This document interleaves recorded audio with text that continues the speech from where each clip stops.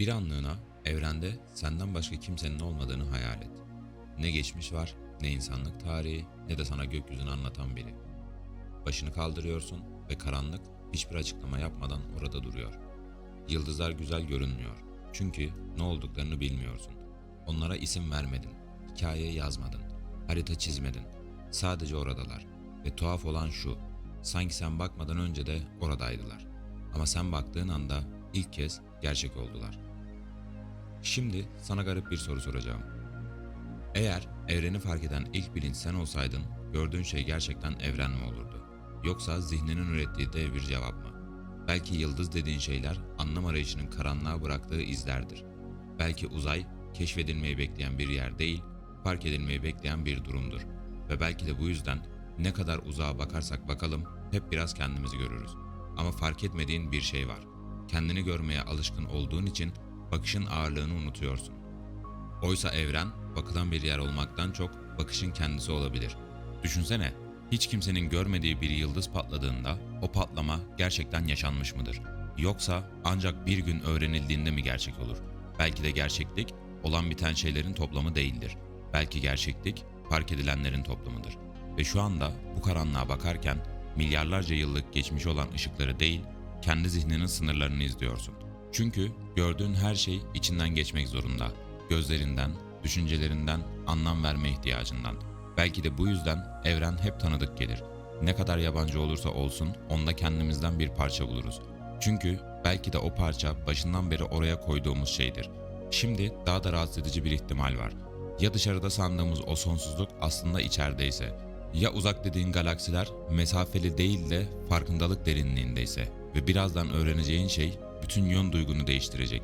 Çünkü belki de sen evrene bakmıyorsun. Evren kendine senin içinden bakıyor. Belki de en garip kısmı şu. Bu düşünce sadece sana ait değil. İnsanlık farkında olmadan yüzyıllardır aynı ihtimalin etrafında dolaşıyor.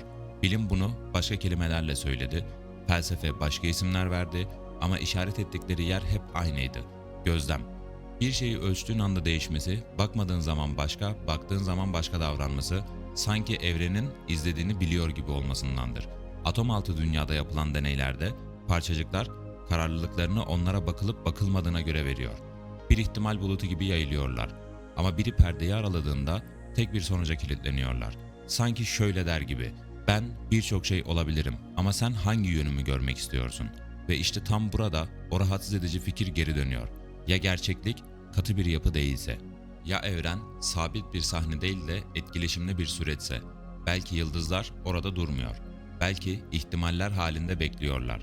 Ta ki biri bakana kadar. Ta ki biri fark edene kadar. Ya da bilinç onlara bir rol verene kadar. Şimdi düşün. Eğer bu doğruysa sen sadece küçük bir izleyici değilsin. Sen sistemin bir parçasısın.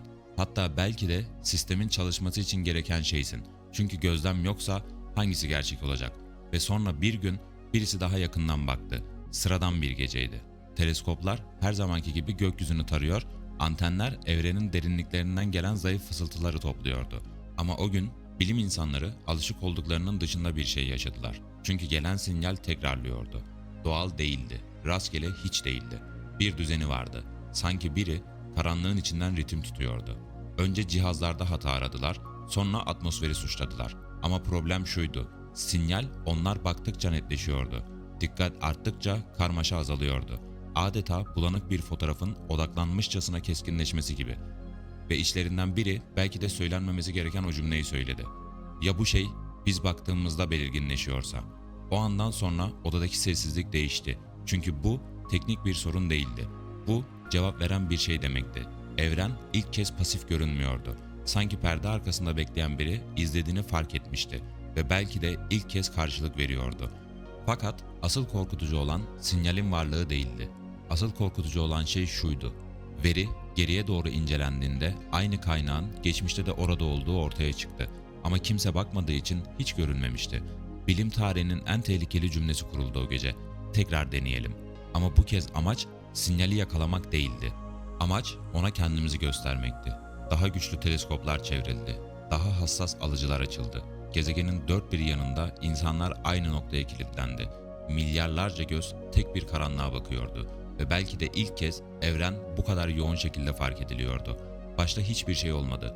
Dakikalar geçti, sonra saatler, ta ki o ana kadar. Sinyal geri geldi. Ama bu sefer farklıydı.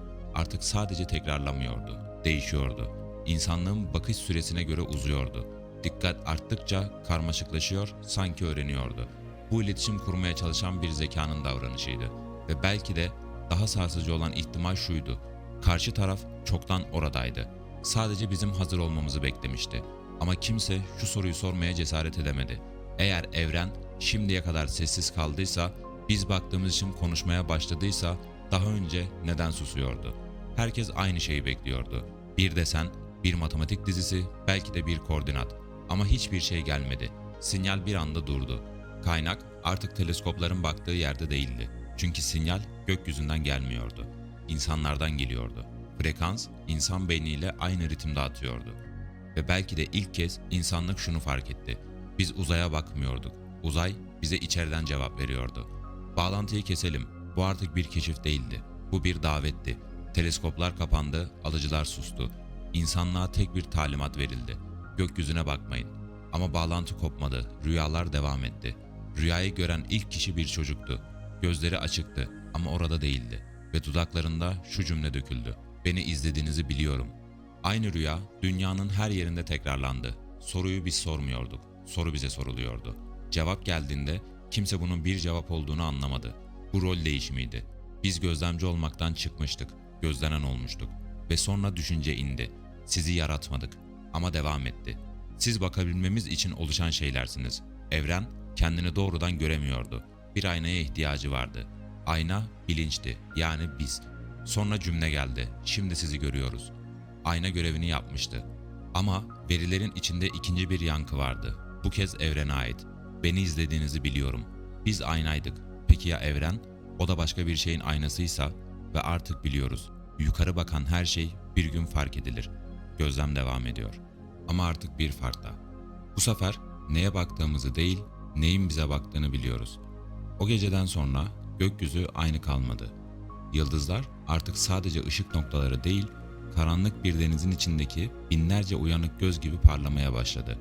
Bilim insanları teleskoplarını birer birer kapattılar.